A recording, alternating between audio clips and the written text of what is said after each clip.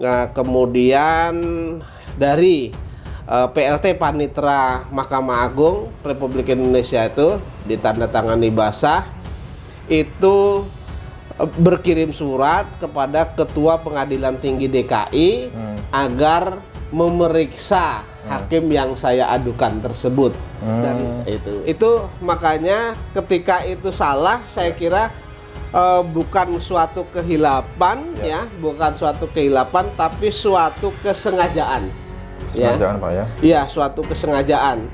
Jadi menurut hemat saya tidak mungkin sesenior ketua majelis hakim dan anggota majelis hakim itu mereka hilaf.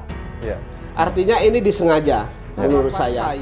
Karena ini penerapan alat buktinya jelas dan terang salah, sehingga berkaitan dengan penerapan alat bukti ini, sehingga penerapan hukumnya juga jelas-jelas salah karena alat buktinya salah, kemudian penerapan hukumnya diikuti dengan penerapan hukum yang salah. Menurut saya ini adalah suatu pelanggaran, bahwa tidak profesional, tidak berhati-hati dan lain sebagainya sesuai dengan kode etik dan perilaku hakim. Itu harapan saya adalah sanksinya sanksi yang paling berat, Mas, begitu. Ya, sanksi yang paling berat di dalam kode etik dan perilaku hakim itu adalah dipecat.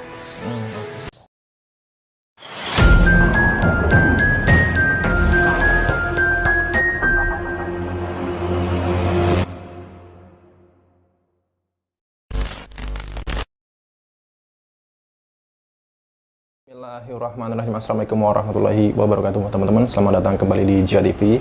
Ya, masih terkait dengan pelaporan Pak Jani kepada Majelis Hakim Pengadilan Tinggi DKI, yang mana sebelumnya telah mengabulkan banding dari Yusuf Mansur dan kawan-kawan.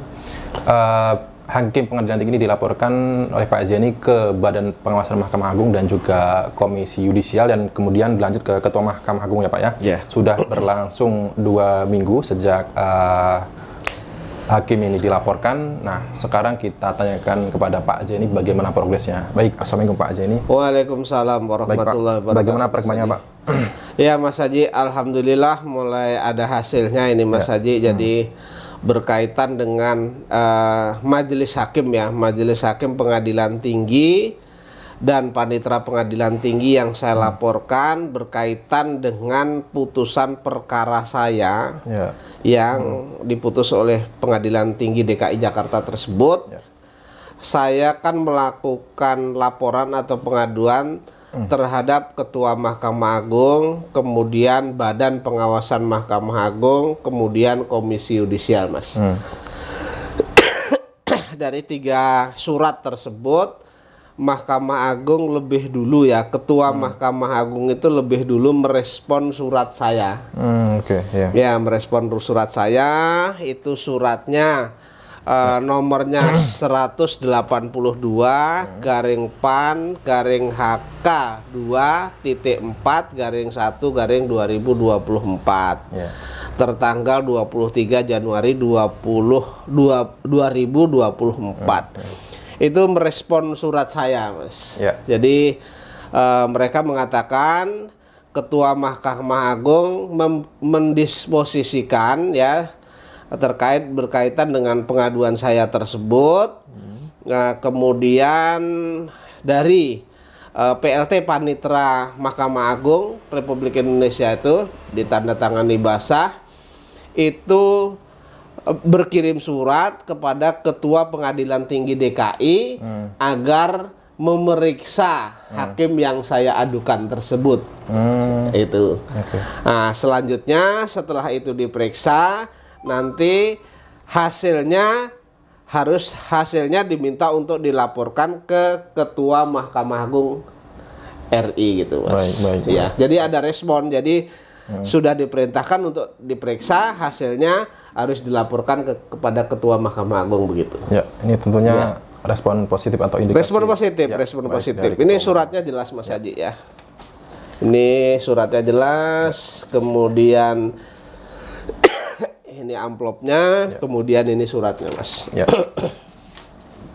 Pak Zaini kan melaporkan hakim ini ke 3 lembaga, Pak. Ini yang satu Komisi Yudisial, Badan Pengawasan Mahkamah Agung, dan Ketua Mahkamah Agung. Nah, ini apakah masing-masing dari ketiga lembaga tersebut ini akan memanggil tersendiri kepada hakim ini atau cukup satu pemanggilan ini saja, Pak? Ya, jadi 2 lembaga ya, Mas. Lembaga yang pertama adalah Mahkamah Agung. Mahkamah Agung saya kirim kepada Ketua Mahkamah Agung RI dan Badan Pengawasan Mahkamah jadi 2 lembaga, Pak, ya. Terus kemudian yang satu institusi lagi Komisi Yudisial. Harapan saya ketiga-tiganya menindaklanjuti, Mas, begitu. Ya, ini baru ketua ya. Ketua tentu nanti mungkin ada, karena ini satu lembaga antara Ketua Mahkamah Agung dan Badan Pengawasan ini satu lembaga, ya terserah koordinasi mereka begitu. Baik. Mekanisme di organisasinya bagaimana begitu di Mahkamah Agung begitu, Mas. Ya. Ini mekanismenya apakah hanya dari pihak terlapor ini, Pak? Hakim ini yang akan dipanggil atau pihak pelapor, Pak Zaini juga akan dipanggil itu, Pak? Biasanya begini, biasanya ada mekanismenya yang sudah saya alami ketika surat yang saya sampaikan itu masih ada kurang jelas atau ada alat bukti yang diminta oleh mereka, tentu saya diperiksa. Tapi ketika ini surat saya sudah jelas, kemudian sudah saya lampirkan, kadang-kadang juga tidak diperiksa. Mereka kan langsung tahu gitu ya. Jadi isi suratnya seperti ini, alat buktinya ini, tinggal mereka meriksa ke sana. Tapi apapun yang terjadi, apakah saya diperiksa atau saya tidak diperiksa, ketika saya harus diperiksa sebagai pengadu atau pelapor, saya siap, Mas Haji. Baik. Pak Zaini, sebelumnya Pak Zaini sudah menyebutkan bahwa bukan pertama kali ini saja Pak Zaini melaporkan hakim ya pada kasus-kasus sebelumnya, Pak. Apakah ini termasuk respon dari Ketua Mahkamah Agung ini termasuk cepat atau bagaimana? Alhamdulillah, karena saya melaporkan, saya biasanya melaporkan majelis hakim itu berkaitan dengan putusan yang memang biasanya jelas, terang ya, cetowelo-welo, bahwa ini ada penyalahan penerapan, baik itu penerapan alat bukti, biasanya penerapan hukum yang mereka lakukan ini. Nah, itu biasanya memang cepat, Mas, saya. Baik, berarti respon positif ini semoga ini membuahkan hasil dan pihak hakim ini mendapat sanksi dari Mahkamah Agung, Pak ya? Iya, harapan saya karena ini penerapan alat buktinya jelas dan terang salah, sehingga berkaitan dengan penerapan alat bukti ini, sehingga penerapan hukumnya juga jelas-jelas salah karena alat buktinya salah, kemudian penerapan hukumnya diikuti dengan penerapan hukum yang salah. Menurut saya ini adalah suatu pelanggaran, bahwa tidak profesional, tidak berhati-hati dan lain sebagainya sesuai dengan kode etik dan perilaku hakim itu. Harapan saya adalah sanksinya sanksi yang paling berat, Mas, begitu. Ya, sanksi yang paling berat di dalam kode etik dan perilaku hakim itu adalah dipecat, Mas. Kita tahu bahwa Hakim BG ini kan belum lama nih ya diangkat menjadi pengadilan tinggi ya. Ini kalau tidak salah itu baru tahun 2022 kemarin. Berarti bisa Pak Zaini simpulkan belum pantas menjadi hakim pengadilan tinggi begitu, Pak ya? Begini, kalau saya lihat sebenarnya dari segi usia terus kemudian saya lihat karena itu hakim tinggi, berarti dari segi usia sebenarnya sudah mencukupi. Kemudian senioritas sudah mencukupi, dari riwayat pendidikan sudah mencukupi. Namun ketika ini menerapkan alat bukti yang keliru, dan itu nyata dan itu nyata bahwa alat bukti itu diterapkan untuk perkara saya, sementara saya tidak terlibat di dalam perjanjian itu, tidak ada dalam perjanjian itu. Sehingga menurut pasal 1340 KUA Perdata, saya tidak bisa dimintain pertanggungjawaban terhadap atas perjanjian itu. Dan itu makanya ketika itu salah, saya kira bukan suatu kehilapan ya, bukan suatu kehilapan tapi suatu kesengajaan. Kesengajaan Pak ya? Iya, suatu kesengajaan. Jadi menurut hemat saya tidak mungkin sesenior ketua majelis hakim dan anggota majelis hakim itu mereka khilaf. Ya. Artinya ini disengaja menurut saya. Karena kan jelas itu sebenarnya jangankan yang sudah jadi hakim senior itu mungkin semester 2, semester 3 mahasiswa Fakultas Hukum sudah tahu. Nah, kalau ini dilakukan oleh majelis hakim yang cukup senior seperti itu, kemudian riwayat pendidikannya juga sampai dengan guru besar, saya kira memang disengaja. Makanya saya laporkan begitu, Mas. Berarti kalau ada indikasi kesengajaan ya, ini bisa terjadi karena memang ini kesengajaan dari majelis hakim pribadi atau mungkin ada intervensi dari pihak luar gitu Pak. Ya, yang jelas saya tidak yang jelas bahwa 3 majelis hakim itu masa sih ketiga majelis hakim itu memutus perkara nasib orang tidak meneliti berkas satu persatu. Kan nggak mungkin. Nah, dan putusan pertimbangan hukum itu hampir sama dengan memori dari salah satu pembanding, gitu. Artinya hanya copy paste gitu. Hanya terkesan. Ya, menurut saya terkesan bahwa abai terhadap alat bukti tersebut, gitu. Tidak Jadi meriksa secara mendetail gitu Pak ya? Tidak diperiksa secara mendetail. Karena kalau misalkan Pak Zaini tidak melakukan perlawanan, ya kalau dibiarkan saja ini akan berbahaya ketika majelis hakim ini mengadili perkara berikutnya Pak ya. Kalau ini tidak saya laporkan, kebetulan lawyer itu kan sebenarnya di samping mereka penegak hukum juga sebagai kontrol daripada hakim. Ketika ini tidak saya lakukan, tidak saya laporkan, dalam arti kata saya memberikan perlawanan terhadap majelis hakim itu, nanti mungkin akan ditiru oleh hakim-hakim yang lain atau hakim itu sendiri disengaja ketika memutus itu semena-mena atau tidak profesional begitu. Oke Pak Zaini, kalau misalkan hakim-hakim ini disanksi, artinya laporan Pak Zaini terima, ini seharusnya, walaupun tidak secara langsung mempengaruhi putusan kasasi Pak ya? Betul. Seharusnya pada putusan kasasi ini akan memenangkan Pak Zaini gitu Pak ya? Harapan saya begini, di samping saya melaporkan majelis hakim ini terhadap perkara tersebut, saya akan melakukan upaya hukum kasasi. Nah, dari upaya hukum kasasi itu jelas memori saya itu membahas tentang masalah ini.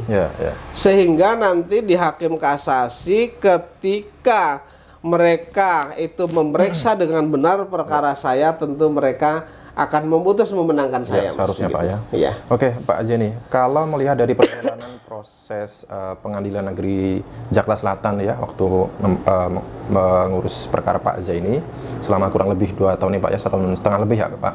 Ini kan ditemukan bahwa ada indikasi kebohongan-kebohongan, kecurangan gitu Pak. Misalnya terkait dengan dugaan alat bukti yang digunakan oleh BMT Pak. Yang kedua, misalkan dugaan menggunakan jabatan palsu oleh salah satu pengurus BMT nih Pak ya? Iya betul. Nah, ini kan Pak Zaini dulu sempat mengatakan akan melaporkan pihak ini Pak. Ini bagaimana Pak? Nanti di session berikutnya, mungkin kalau ini saya sebutkan di session ini kan nanti jadi tercampur aduk, Mas. Siap. Jadi mungkin di session berikutnya bahwa di dalam perkara banding ini memang baik di perkara banding ini memang ada kecurigaan saya terhadap proses yang begitu cepat. Nah, ketika perkara itu diputus, kemudian para pihak itu mengajukan banding. Ada 2 pembanding kemudian prosesnya itu sangat cepat. Dikirim dari Pengadilan Negeri Jakarta Selatan itu dikirim super cepat, Kemudian putusannya juga cepat, hanya hitungan bulan lah. Dan relas pemberitahunya itu lama Pak ya dikirim ke Pak Zaini. Kemudian saya belum tahu saya belum dapat relas putusan itu, belum ada pemberitahuan. ternyata wartawan lebih tahu lebih dahulu kan oke. begitu. Ya. Nah, kalau kemudian atas informasi dari wartawan itu, saya kemudian menduga bahwa putusannya kalau toh itu di NO alasannya bukan kewenangan Pengadilan Negeri Jakarta Selatan tetapi kewenangan Pengadilan Agama, maka saya dapat menduga yang diterima alasannya adalah dari salah satu pembanding. Ya kan saya dapat juga memori bandingnya kan begitu. Ternyata setelah saya baca 100% benar dan tidak meleset. Itulah. Ya. Baik. Nah, makanya saya secepat kilat juga saya dapat mengoreksi bahwa putusan majelis hakim ini telah menerapkan alat bukti yang keliru. Nah, berkaitan dengan alat bukti yang keliru, maka pertimbangan hukum selanjutnya ketentuan hukum yang dipakai untuk pertimbangan itu juga ikut keliru. Baik. Gitu. Oke, Pak Jeni, terima kasih atas informasinya Pak terkait dengan perkembangan pelaporan Pak Jeni kepada Majelis Tinggi Pengadilan Tinggi DKI ya di Badan Pengawas Mahkamah Agung dan Komisi Yudisial Pak. Dan ternyata Hakim BG ini ya dan beserta penelitiannya Pak ya. Iya. Ini telah Jadi satu set saya laporkan Mas. Jadi majelis hakim itu terdiri dari ketua majelis hakim dan 2 orang anggota majelis hakim dan panitera pengganti pada perkara tersebut. Dan pihak-pihak yang terkait ya. Nah, yang terkait itu nanti bisa disimpulkan sendiri oleh pemeriksa. Ya, baik teman-teman ya, kita doakan saja teman-teman ya, semoga upaya Pak Jeni membuahkan hasil dan hakim-hakim ini yang diduga melakukan kesalahan penerapan hukum secara tidak benar ini segera dikenai sanksi. Karena apa? Karena supaya tidak terjadi lagi kemudian hakim-hakim ini memutus perkara-perkara dengan putusan yang salah gitu Pak ya. Jadi harapan saya memang tidak ada hakim tidak ada hakim yang memutus itu memutarbalikkan fakta. Kemudian menerapkan pertimbangan hukum yang dibuat-buat begitu. Artinya ya sudah, kalau hukumnya begitu ya itu yang harus diterapkan gitu loh. Itu. Baik Pak. Baik, terima kasih Pak Zaini. Kita tutup sesi ini Pak. Kita lanjutkan terkait dengan ini Pak ya. Dugaan-dugaan alat bukti palsu dan jabatan palsu yang dilakukan oleh penuntut BMT di proses pengadilan negeri Jakarta Selatan. Oke teman-teman, saya cukupkan sekian. Saya Aji dan Pak Zaini dari Kota Wisata Cibubur mengucapkan wassalamualaikum warahmatullahi wabarakatuh.